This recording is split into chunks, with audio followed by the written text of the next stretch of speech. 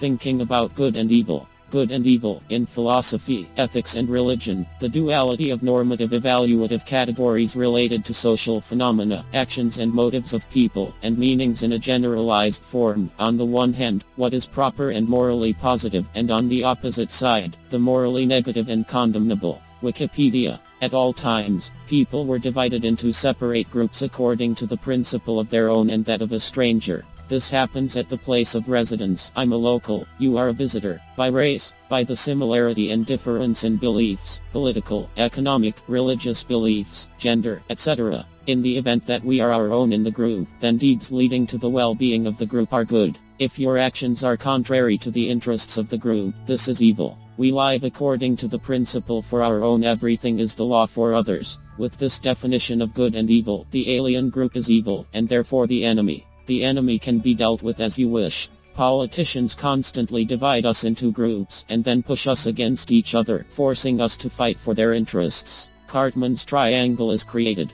The model describes three habitual psychological roles, or role plays, that people often take in situations. The role of the victim. The role of the stalker, or aggressor, who pressure, coerce, or harass the victim. This is defined as evil. The role of a rescuer who intervenes, it seems, out of a desire to help a situation or a weak person. This is defined as good. Modern politics has designated the victims of women, children, Africans, expatriates, trans. The aggressors are white heterosexual men and wealthy whites. Rescuers are all politicians. We will help, save, defend, the constant slogans of a modern politician. At the same time, you can fight evil as you like using any methods. For example, bombing Yugoslavia. The whole trouble with this game is that it lacks the rules of morality and morality of behavior. People are not judged for their actions, but for belonging to a group.